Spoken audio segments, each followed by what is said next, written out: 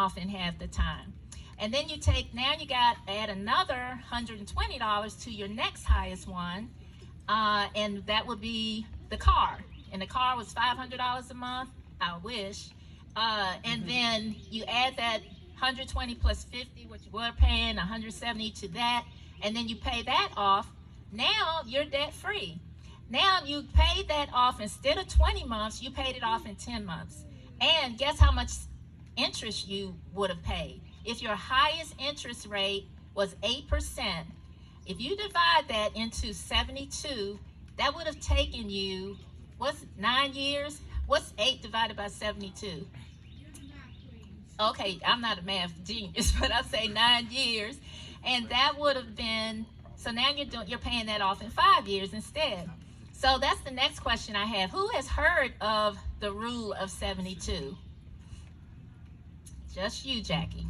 Okay, the rule of 72 says any interest rate that you're getting paid or that you're paying, if you divide it into 72, it will tell you how long it takes for you to pay that debt off, or for you to double the debt you owe. So you have heard of that? I haven't heard of something like you shouldn't pay off all your credit cards. Yeah, you should always leave 33%.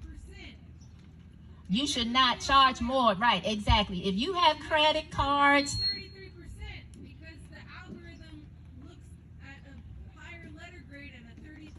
If you leave 33% credit on your credit line at $1,000, you get higher credit score than if you were to pay off that. Oh, that's so true. That's good. I'm glad you said that. That's a very good point. Smart lady, isn't it? Yes, she is. That's right. Don't charge more than 30. The rule is don't charge more than 33% of the card. If you have a credit card that's $1,000 limit, don't charge more than 33%. That will give you the fastest increase in your credit. But who does that, to be honest with you? But a lot of people don't have that discipline, right? I heard it from the horse's mouth. The IRS released 33.3% as a secret algorithm number that jumps your credit score a letter grade in 1 year's time. Oh, wow. Okay, we're going to have to test that one for sure. I heard it at the BT Roundup. Okay, we got an undercover credit repair person in the crowd. All right, that's a good one. Okay, any tips like that, keep them coming. Yeah, so, I'm not an expert in credit, but what I can tell you that is this country is in trouble because of credit. Many of us are living paycheck to paycheck. Many of us are borrowing from Peter and hoping we're robbing Peter and paying Paul, but now Paul and Peter don't have anything, so now what are we going to do? We can't even get money from them. So, it's getting to the point where we don't know much, but we sure owe much. And we really need to change that. Now, how are you going to change that dynamic? Well, the one way you can do that is with financial literacy. How many of you knew that this month was Financial Literacy Month? Well, see, that's why I'm here. I'm trying to reach people to let them know what are your options in this world. Do you have to keep going paycheck to paycheck? Do you have to keep having 3 jobs? Do you have to keep putting money in your 401k and seeing it go south? That's the other thing I want to talk to you about next. There's something called a financial house, and there's 4 layers of the financial house.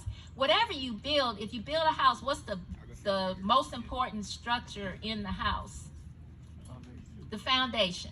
Okay, there you go. The foundation is the most important structure in the house. So if you have a financial foundation that's weak in your house, what's going to happen to the house? It's going to fall. Okay, those walls are not going to hold itself up. It's got to be on a good foundation. The same thing with your financial house. When you have a firm financial house and you're starting it on a good foundation, then you can get to the places that you want to go with your money. So the one thing that you really want to pay attention to is proper protection. How many of you have car insurance? Okay, how many of you have ever traveled and bought travel insurance? And how many of you have home insurance? Now, how many of you have life insurance? Okay, the hands went down a little bit. Because you know what? If you can protect your assets, all the tangible things, why wouldn't you want to protect yourself? Because what's more important, the car, the house? If the house is on fire, are you going to stay in the house and just say, "Oh, I don't matter. I'll just stay in here"? No, you're going to run out the house to save yourself. And it's the same thing. If you don't protect yourself, then somebody else has to run in that burning house and take you out. So you need to be able to keep yourself afloat by having proper protection, because things happen, right? The house could burn down, the refrigerator could break, the car could break, anything. So you need protection. You also need tax savings. So that means that every dollar that you spend, do you want to give Uncle Sam 50 cents of every dollar? I don't. And you also need safety, because you remember 2008. I remember, it's not, I get flashbacks, and I really don't even want to think about it.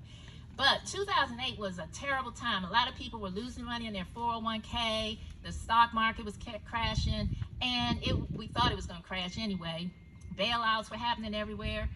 But that housing crisis caused a lot of people to lose a lot of their retirement money. And you know what? When that money goes away, it's not as easy to put it back. You may even borrow money from your 401k and say, "Oh, I'll put it back later." But that don't happen as easy as it is putting it in.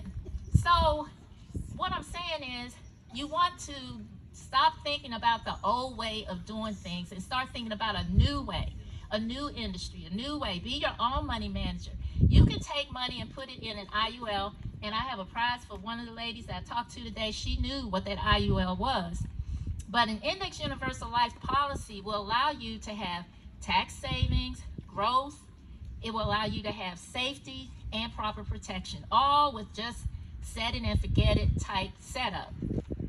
One thing that people don't do is they don't look into their policies themselves. You might even have a life insurance policy, but when's the last time you looked at it? I've had so many people come to me and say, "Yeah, I have life insurance." Oh, I'll tell you what happened the other day. Somebody called me because they were about to bury their father, or they had just buried their father, and they gave the insurance money to the policy to the funeral home, and they said, "I'm sorry, this is not enough." And he said, "Well, what do you mean? My father paid for this for 40 years. What do you mean it's not enough?" It's not. He says, "Not how much you paid, it's how much will it pay you." So a lot of people don't understand how insurance works. It's not, you could pay it till you're 90 years old, but your death benefit is all you're going to get. But you want something that's going to increase and give you access to your money now. That's one thing that you can't do with the 401k. With the 401k, the access is limited. You have to be 59 and a half in order to touch that money without paying a penalty and without paying taxes.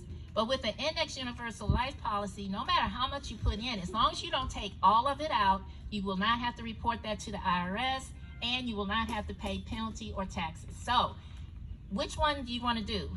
No taxes, some taxes, much taxes? I prefer no taxes. So there are ways that you can do that, because if you're not giving it to the IRS, it can work for you. That rule of 72 can work for you. And getting back to the rule of 72, we said that any interest rate that you divide that into is the amount of time it takes for you to pay a debt off, but also it's the amount of time that it takes for your savings to double. So do you want your money to double? Let's say 1% that you get for the bank. That divided by 72, that's 72 years. You want your money to double in 72 years? You may not even be alive to see that. But if you could get a 10% interest rate, your money would double in 7.2 years. You see how that works? So remember that rule of 72. That will tell you what interest rate is actually going to give you the better return in time. So let's talk about time just a little bit. A lot of people want to get money quick. I got Bitcoin. I'm going to be rich. Okay, you might be rich, but how easy can you get your money from Bitcoin? It's not as easy as you think. And what are they doing with the money? They already locked somebody up for whatever he was doing with Bitcoin under the table. He's doing lots of years. So if you don't understand something, It's nothing wrong with Bitcoin. I have Bitcoin. There's nothing wrong with it, but you have to understand how it works, understand the risk, and understand the risk curve. Who knows what the risk curve is? The risk curve says that the younger you are, the more risk you can take. The older you are, you shouldn't be taking too many risks. Like, get rid of chairs and the stairs and the rugs in your house. That's why they tell you when you're older, don't have those things around, because you're taking more risk. When you're older, you could fall, crack your hip.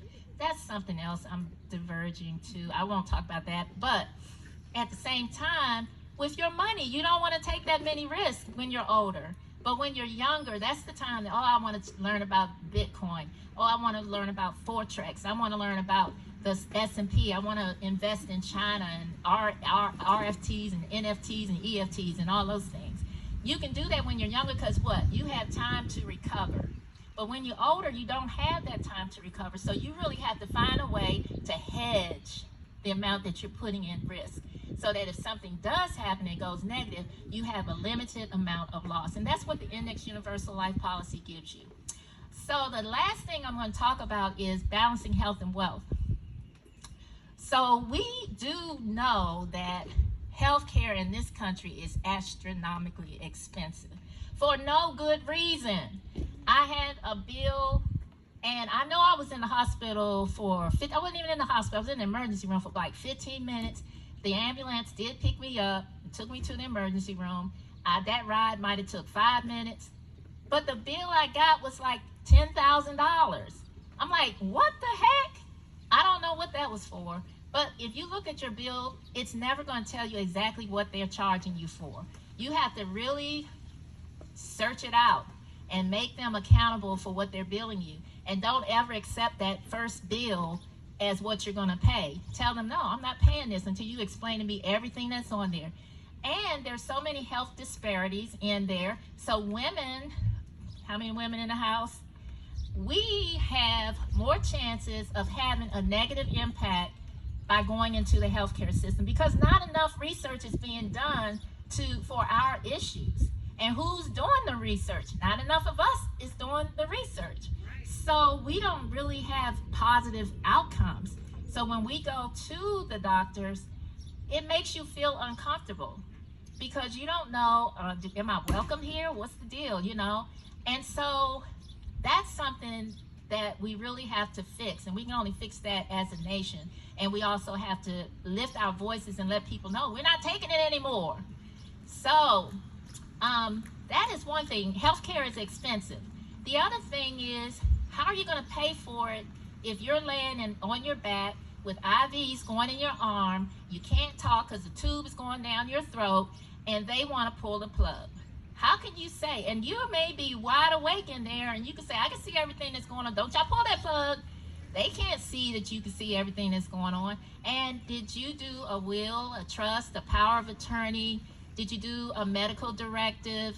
Did you do all of those things that you need to do to let them know these are my wishes? Do not overturn them for anything.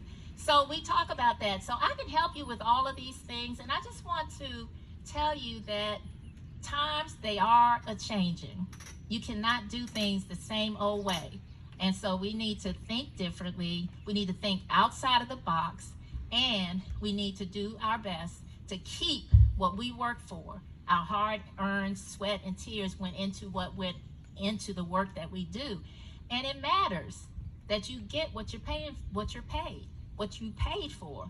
So with that, I will turn it back over. Thank you all so much for allowing me to speak. And I'll turn it back over to our host.